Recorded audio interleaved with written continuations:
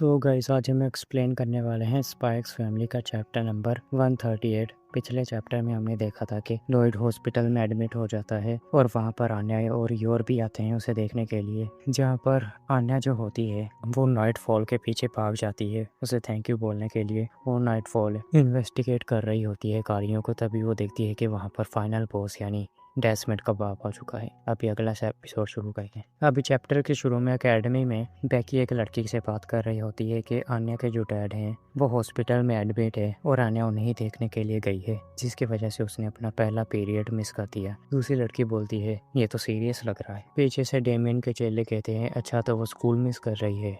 एक बोलता है उसके डैड हॉस्पिटल में इसलिए एडमिट हो गए क्योंकि उसके पेट में दर्द हो रहा था। कितने बेकार होते हैं पेजेंट्स के डैड, हमें उसे फंसाना चाहिए टीचर के पास, है ना बॉस। तो डेमियन सोचता है इनका जो बटलर था उन्होंने बताया था ऐसे कि इसके फादर जो हैं वो भी आजकल बहुत ज्यादा हॉस्पिटल में जा रहे हैं। तो डेमियन इनसे बोलता है वो अपने डैड को देखने के लिए गई है, इसमें कौन सी बड़ी बात है। मुझे तो अपने बाप के बारे में कुछ नहीं पता, इसका बाप तो हॉस्पिटल में फिर रहा है, जिस पर नजर रख रही है फियोना। फियोना कहती है ये यहाँ पर क्या करने के लिए आया है, क्या ये भी मीटिंग के लिए आया है या फिर यहाँ पर चेकअप के लिए, कहीं ये फॉर्मर डायरेक्टर से तो नहीं मिल रहा। ये टाइमिंग बहुत ज्यादा परफेक्ट है, ये कोई कोइंसिडेंस तो नहीं हो सकता। अभी मुझे कुछ भी नहीं सोचना चाहिए, मुझे उन पर नजर रखनी है और इन्फॉर्मेशन इकट्ठी करनी है। अभी मैं जाकर लॉयड को बताती हूँ इसके बारे में, लेकिन मैं उसे नहीं बता सकती इस हालत में। अब फियोना एक नर्स को कॉल लगाती है जो कि एक पेन और पेपर लेकर लॉयड के पास आ जाती है और इसे बोलती है रूम 6010 में किसी को इन्फॉर्मेशन चाहिए।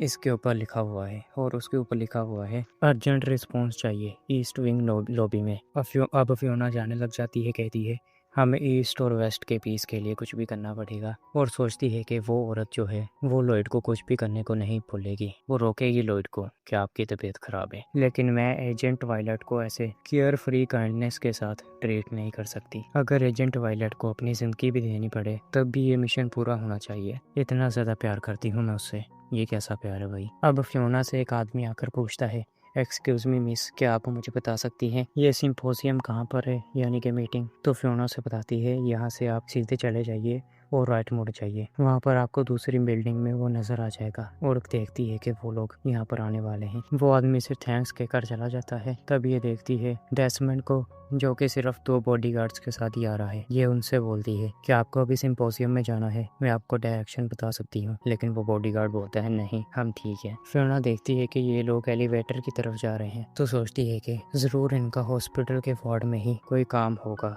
इनके साथ 2 और बॉडीगार्ड थे, शायद वो इन्हें पीछे से देख रहे हैं। अगर मैं ऐसे ही इनका पीछा करने लग गई तो हो सकता है मैं पकड़ी जाऊं। ये अपनी बॉस की बात भी याद करती है जो कि बोलती है तुम्हें जो भी करना है करो लेकिन पकड़े मत जान। डेस्मंड के साथ डायरेक्ट कांटेक्ट मत बनाना, जितना दूर हो सका उतना रहो। फेल होना बुरी बात है, लेकिन अगर उन्हें तुम पर शक हो गया ये और ज्यादा बुरी बात है। ये कहती है तो वायलट की वजह से मैं भी बहुत ज्यादा केयर फ्री होने लग गई थी। मैं अभी दुश्मन की टेरिटरी में हूँ, उनके मेन शहर में उस्तानिया में, मुझे यहाँ पर कौशन रहना चाहिए। ये देखती है कि एक बूढ़ी औरत को मदद की जरूरत है। ये उससे जाकर पूछती है आपको कुछ चाहिए। तो वो बूढ़ी औरत बोलती है कि मुझे कार्डियोलॉजी डिपार्टमेंट में जाना है। तो फियोना से बताती है कि वो 6th फ्लोर पर है, आप यहाँ से एलिवेटर लेकर जा सकती हैं। फियोना देखती है कि वो जो गार्ड्स थे वो एलिवेटर लेकर जा चुके हैं, यानी कि इनका जो काम है वो जनरल वार्ड में ही है। क्या ये किसी से मिलना चाहते हैं। ये उस बूढ़ी औरत को एलिवेटर में लेकर जाती है और उन गार्ड्स की एलिवेटर को देखती है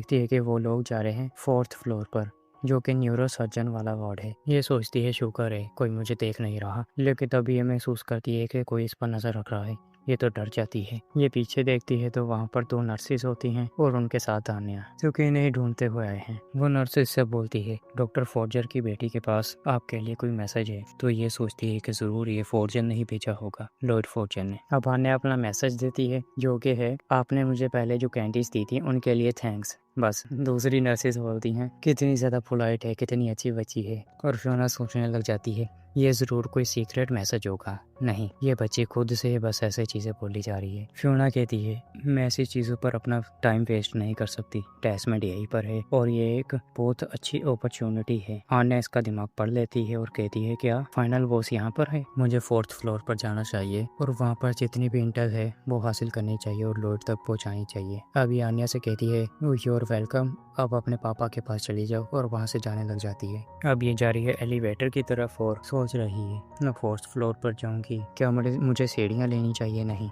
फिर मैं और ज़्यादा सस्पिशियस हो जाऊंगी। मैं ऐसे ही ऊपर जाऊंगी और कुछ डॉक्यूमेंट देने के बहाने इन्फॉर्मेशन इकट्ठी करूंगी। अब हम एक फ्लैशबैक में जाते हैं जहां पर लॉयड सोच रहा होता है घर पर कि डेस्मंड एक एलियन है, वो दूसरों के दिमाग पढ़ सकता है। कितनी फजूल की बातें हैं, ऐसी बातों पर कौन यकीन करेगा। लेकिन ये बात मलिंडा ने मुझसे कही है तो जरूर कुछ तो गड़बड़ है, और आन्या उसका दिमाग पढ़ लेती है। अब आन्या कहती है जो फाइनल बॉस है वो दूसरों के दिमाग पढ़ सकता है। अगर हार्ड नो मामा उनके पास गई और उन्होंने इनका दिमाग पढ़ लिया तो ये तो पकड़ी जाएंगी, मैं ऐसा नहीं होने दे सकती। अब आन्या फियोना के साथ एलिवेटर में घुसने लग जाती है, लेकिन फियोना इसे पकड़कर नर्सिस को बोलती है इसे प्लीज डॉक्टर फॉर्जर के पास वापिस ले जाइए। तो आन्या रोने लग जाती है कि मुझे और ज्यादा एक्सप्लोर करना है हॉस्पिटल को। नर्सिस बोलती हैं ये कोई प्लेग्राउंड नहीं है। अब आन्या सोचती है अगर हार्ड नो मम्मा सक्सीड हो गई इस मिशन में तो हो सकता है वो मेरी असली मम्मा बन जाए। मैं ये रिस्क नहीं ले सकती, इसलिए मुझे खुद ही कुछ करना पड़ेगी। वो नर्सिस आन्या से कहती है तो आन्या स्वीटी चलो वापस चलें। आन्या बोलती है मैं खुद अपना रास्ता ढूंढ सकती हूँ। तभी एक बूढ़े आदमी को देखती है जो कि डीसी लग रहा है वहाँ पर। आन्या इनसे बोलती है देखो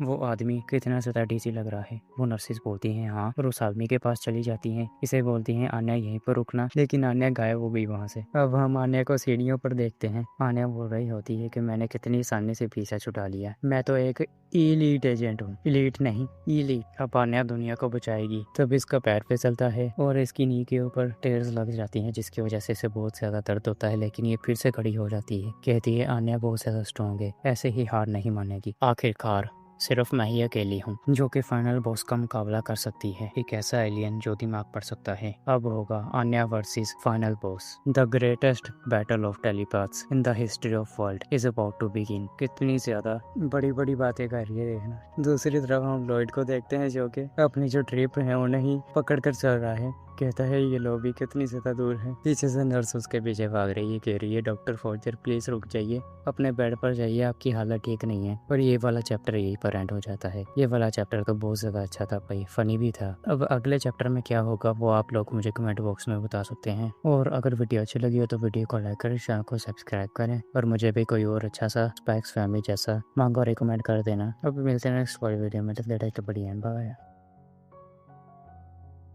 तो गाइस आज हम एक्सप्लेन करने वाले हैं स्पाइक्स फैमिली का चैप्टर नंबर 138। पिछले चैप्टर में हमने देखा था कि लॉयड हॉस्पिटल में एडमिट हो जाता है और वहाँ पर आन्या और योर भी आते हैं उसे देखने के लिए, जहाँ पर आन्या जो होती है वो नाइट फॉल के पीछे भाग जाती है उसे थैंक यू बोलने के लिए। वो नाइट फॉल इन्वेस्टिगेट कर रही होती है गाड़ियों को, तभी वो देखती है कि वहाँ पर फाइनल बॉस यानी डेस्मंड का बाप आ चुका है। अभी अगला एपिसोड शुरू करेंगे। अभी चैप्टर के शुरू में एकेडमी में बेकी एक लड़की से बात कर रही